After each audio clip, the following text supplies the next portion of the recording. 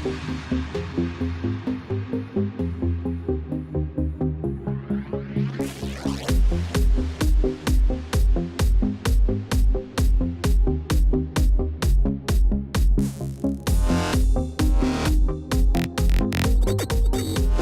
good to see you all came back from your lunch, or your cup of tea. You had a chance to escape, so thank you very much for coming back.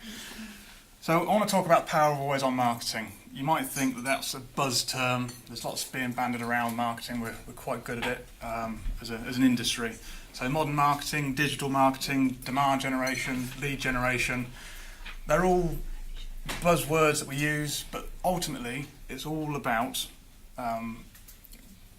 creating that always-on approach to our marketing processes.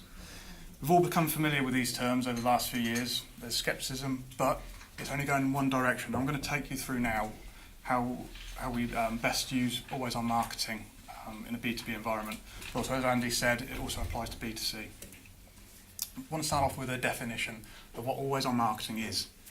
And to me, it's about data-driven content through focused experiences delivered via channels and devices in real time to our audiences, with the aim of maximising the return on investment. So a lot to take in there, and hopefully I'll be able to break this down in the next 20-25 minutes or so. So I want to start off with some more stats for you. Hopefully you haven't been sort of drowned with stats, but insight from a marketing environment. As we all know, and we've discussed today, the environment's changing within the B2B landscape. We're producing more content than ever before. That's great, that's brilliant.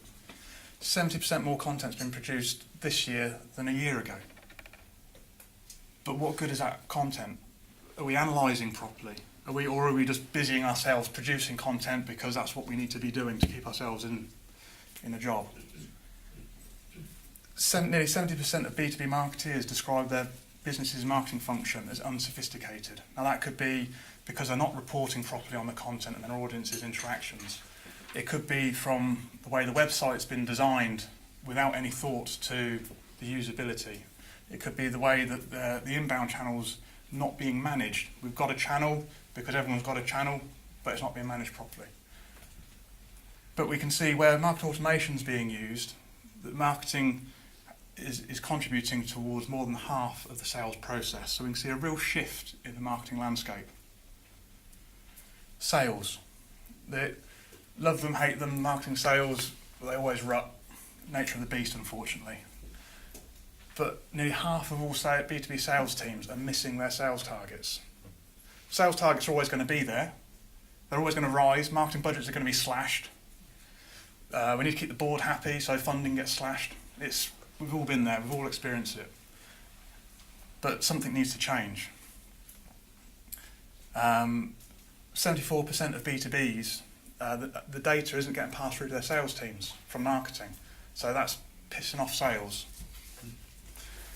No politer way of saying it, and that's where we then start having internal conflicts. There's a misalignment between the two functions. And only 22% of B2Bs are satisfied with their conversion rates. So as we can see, there's a huge missed opportunity here for businesses. And third and finally, in terms of insight, audiences, as we've discussed today, audience are key. Audience behaviour is changing. We've all got iPhones, tablets, laptops that we bring into our working environment. We all then take home.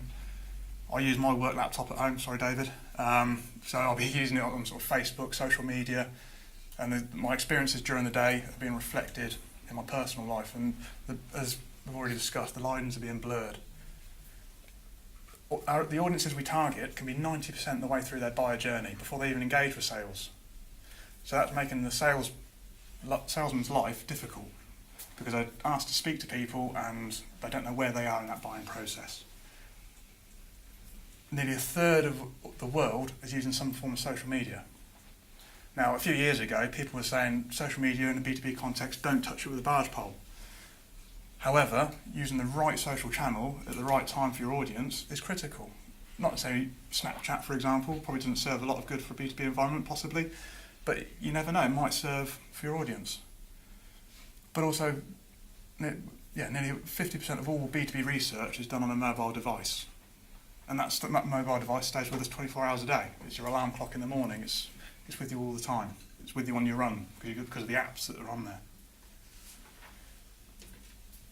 So there has become a shift within the business landscape with marketing in a B2B environment.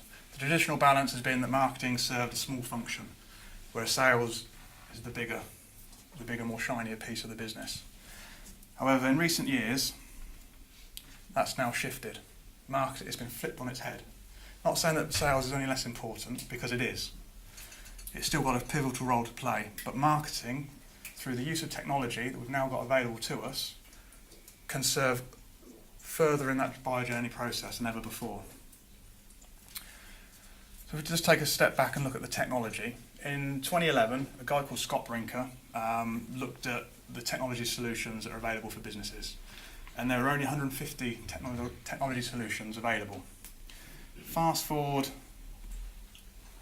2016, there's 3,874. He typically publishes this around sort of March, April time, so 2017, you can guarantee that it's going to be over the 4,000 mark. So what does that look like? That looks like that, and you think, bloody hell, where do we start? Where does this fit in? But looking at all the technology that the businesses have at their fingertips now, we can see that as a marketing team, we can't just be a collection of half a dozen people, a jack of all trades. We've got to start looking at specialists, functional specialists, and he's divided this in this huge infographic into 6 different columns, from online advertising, your content, your social, your sales, your data, and your management.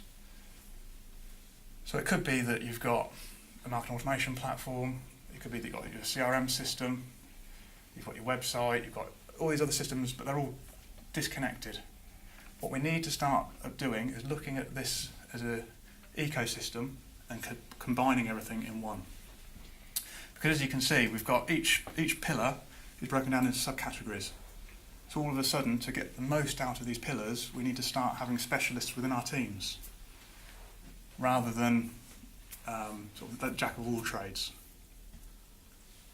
But it's not just the marketing function that uses the technology. The business also need to look in a different way about how they approach their audiences. So hundreds of years ago, it was believed that the Earth was the centre of the universe. Everything orbited around the Earth. That's a bit of a weird orbit, but there you go, like that. And businesses approach their audiences in the same way, where our business is the centre of our audience's universe. In an ideal world, that'd be brilliant, but that's not the case. Our audiences, I'll put Google here, other search engines are available. I can say that because I'm not here now. So there's lots of stuff going on. We know that our audiences are going on a digital environment now. It's always with them, their phones, tablets. They've got social media platforms, they've got work activities, they've got news feeds, they've got families, they've got all sorts of stuff going on all around them. So us as B2B marketeers, we've got product A that we want to tell our audience about. We've got a database of 30,000 people on our database. Let's send out an email to those 30,000 people because they surely want to hear what we've got to say about product A. So where are we? Where are we in this galaxy? We're there. We're in a galaxy far, far away, to sort of bring back the Star Wars theme. So what we want to try and do, we want to get in there. We want to kick it into hyperdrive, and we want to get into our audience's environment, into the same solar system. We'll never get into the middle, but at least we'll get onto their path. So how do we do that? Well, we need to start looking at the modern way of marketing. We start to look at the buyer journey, and that's typically broken down into 3 areas of discover, consider, decide. Now there's been lots of other ones that you may have sort of come across before, sort of the AIDA model and 4 Ps and all that sort of stuff. But discover, consider, decide. Typically, as an audience, as a customer, whether it's B2B, B2C, we go through those stages. So we had conversation earlier about videos and where would we put products in those videos. Typically, I'd probably put videos more down this end of the buyer journey process, because we've hooked them in with an emotive video. to get them engaged, because we want to loosen the status quo. We want to be disruptive. We want to be provocative. Because the mentality of our audience at this stage is fundamentally different to the middle or the end. So the messaging we create, the content we create, has to follow that path. So we start off with loosening the status quo and commit to change. Typically that's what the audience is going through emotionally in the discover phase. They're not wanting to see logos, they're not wanting to see products, they're wanting to try and identify a problem solution to the problem that they have.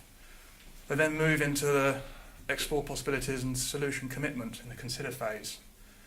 And then finally, decision justification through to purchase. Now what this doesn't show is once they've purchased, that's not the end of it. There's still that cycle, cross-sell opportunities. But what we want to start doing, as well as looking at the messaging, is the different types of content branding. Now I've used the word content branding rather than branded content, because for me, the two are very different. Branded content is when we've got a brochure, an infographic, a data sheet, and we slap a logo on it, send it out, and it's not saying anything different to another company. Content branding, bring back Baddie Winkle from Camilla's conversation earlier. Yeah. That's all about a personality. Yes, she put on a bikini or whatever, and then started to do other things.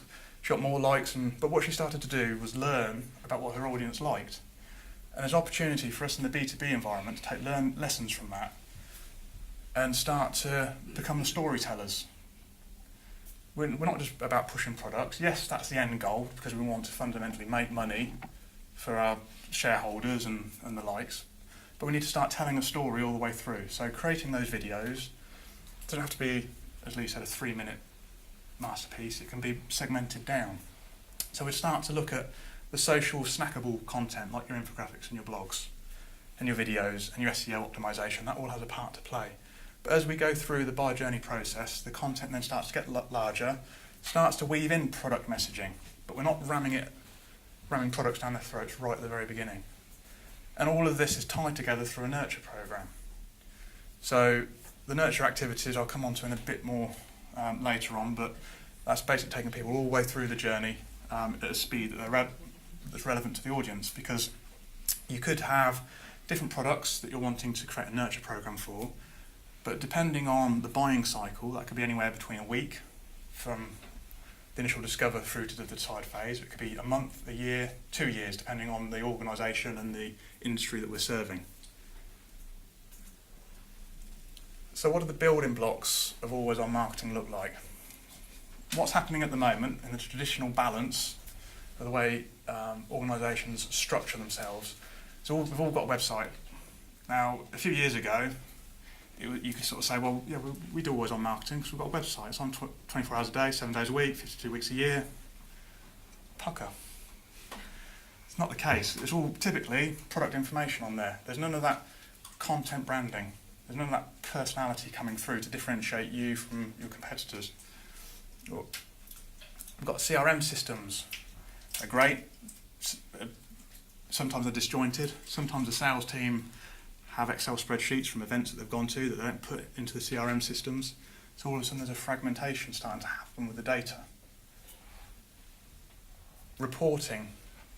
Hopefully reporting takes place, but experience sort of tells me that we send out email broadcasts, we have a quick look at that broadcast, what the open rates were, what the click-through rates were, and then we move on to the next project. There's none of that sort of dovetailing and connections between any of these activities. So we need to move away from this approach, because we're not the centre of our audience's universe. We'd like to think we are, but we're not. But we can certainly start to get there. So this is how we start to get there as a business. We all do each of these things, as we've sort of discussed today, but inbound. For me, inbound is the lifeblood of any organisation in order to meet the sales funnel target at the end of the year. Whether it's from social channels, managing those social channels, whether it's paid, PPC, remarketing, programmatic, any way of getting unknown people to your website is fundamental, because the audience you've got sat in your CRM system, yes, they served a purpose once, but if you're just batch and blasting messages to them infrequently, not targeted, not in a logical way, you're sort of wasting their time and wasting your time in doing so. But what you can start to do is through that connective journey of inbound through to the website, as Rob talked to you about earlier, making sure that you've put cookie crumbs down, signposting the audience from what they've clicked on from an inbound point of view onto the website, starting to serve up relevant content to that audience. You start to engage with them. They start to understand that you're producing content branded elements. You understand their audience. So you want to start to gate the content, the key assets, so to convert those unknowns into knowns. You don't want to gate everything, you don't want to turn them away. You don't want to have a gate or a form, of 20 fields. At best, or at the earliest asset, just have an email address. So you can start to drop them into a nurture and communicate the discover, consider, decide messaging appropriately based on what they've interacted with on your website. And that's where the marketing automation platform comes in. It's the intelligence of that user activity. So you're, through the use of UTMs and tracking, you're understanding where people have come in from, what they've interacted with on their website, and you're attributing that to a person. It's not Google Analytics, where it's just a stat. Google Analytics certainly has its place to play in reporting, but you're starting to attribute digital body language activities to a person. You can then start to look at the lead score, so assigning points for certain behaviours, whether it's filling in a form, whether it's watching a video all the way through, whether it's viewing a brochure or an infographic. And once they then hit a certain threshold, they can move through to sales. But also with lead scoring, what you can do is you can use lead score decay. And what that is, for any period of inactivity, you reduce their lead score by a certain number of points. So that when they then come back to your environment, it's more reflective of their actual moment in time of where they are in their buying process. So we're making sure that we're passing the right type of leads through to sales. So hopefully, that stat earlier on, where it's 50% of sales teams are hitting their targets, hopefully that then increases. Perhaps it's 55%, 60%, and they're making small gains as you go. But fundamentally, what all of this does, through that big massive infographic that Scott Brinker created, through connectivity, we're able to report centrally. Yes, there's going to be a whole mountain of data to sort of mine through, but what you can start to do is look at the data and then understand what the data is telling you at top level perspective, because at the end of the day, the board are going to want to know one thing, the sales team are going to want to know another thing, and us as marketeers are going to want to know something completely different. So you might be thinking, well, how do we go about doing that? Where do we possibly start? Start by looking at your personas. So we've heard that term used a few times today. So it could be that we look at our audiences and we've got an audience of 50 people, 50 different types of people that we want to try and attract and serve. You can't possibly create a nurture program for each one of those individual people, because there's not enough hours in the day to be able to do that effectively. But what we want to start doing is looking at those audiences and breaking them down into clusters of similar types of personas, similar types of activity. So what we then do is look at the content. What content have you got already? Yes, we've produced more content than last year, so let's not chuck all of that out. What content can we keep that's relevant to the personas? And what can we atomise down? I'm a huge believer of atomising content. So if you've got a huge white paper that's really engaging, can you create that into an infographic? How does that then break down into social media activity? Can you create a series of videos that can then dovetail through the buyer journey process at the relevant points in time? Your tech audit. So you've got your CRM, you've got your marketing automation platform, you've got your CMS systems. Are they all talking to each other, or are they all in silos? Inbound activities. So that covers everything from your social channels through to the paid activities. So the social channels, the ones that our audiences are using, or are they the ones that we think our audience are using because it's the latest shiny thing, so everyone must be wanting to do it. So we need to start closing down those social platforms where there's no engagement, and start really focusing on those where there are the engagement, but managing those channels. You can't just put a post out there. We have to manage and interact with that audience to get them into the web environment. So once you've done all that health check across those 3 areas, we then start to look at the messaging, looking at what resonates with this audience, and then what content fits with that messaging. You can then start to see where there are gaps and where new content would need to be created. So I'm not saying that you have to do that all in one go. You can start with the content that you've already got in place. Use another business buzz cliche word, lowest hanging fruit, but it makes life easier, it gets this activity underway. You then start to look at the strategic plan. So something we're a bit sort of closer to home. Create, deliver, execute the activity. But then the critical part is about maintaining, reviewing and optimising activity on an ongoing basis. So it's bringing it all together. So how do we turn this into reality and actionable?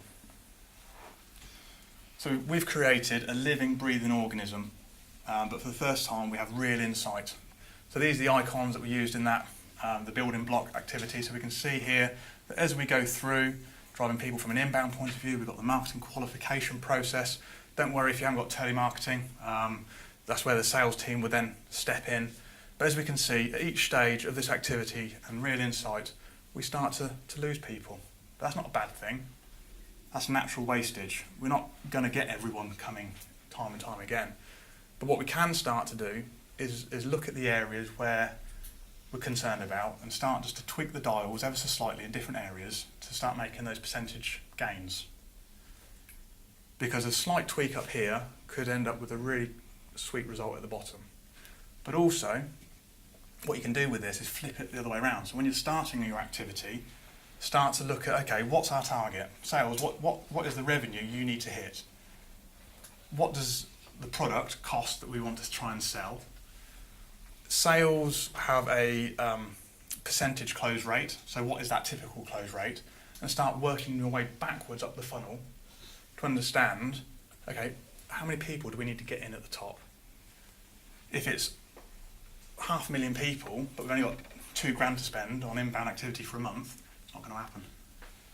So we can then start to think, okay, how do we attract that 500,000 people? We can then start aligning our activities in a more structured way. I want to just show you this short video which was created by the Content Marketing Institution. The people involved from a B2B, B2C environment, but they've all got something in common.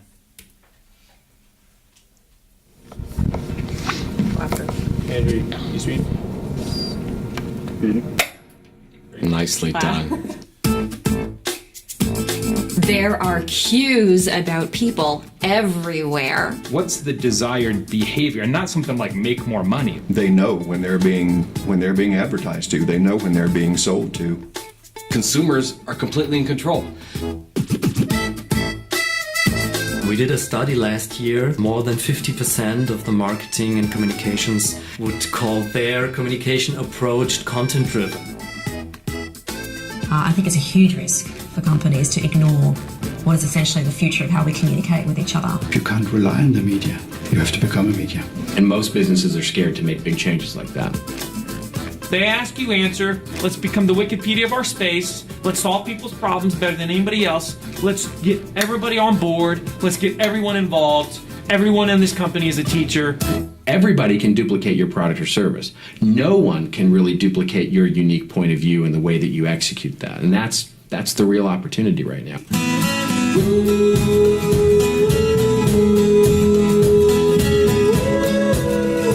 Like a halfway decent human being, brands have to be about more than themselves.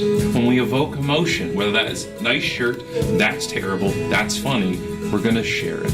And the more you try to tell us not to share it, the more we want to share it. Tom, we've hit a home run. We have 6 million views on YouTube. And I said, "Who-tube? What kind of content can I create that inspires the audience to do something today that they didn't do yesterday?" It's not as much about storytelling as it is about telling a true story really well. IOL, which is return on love.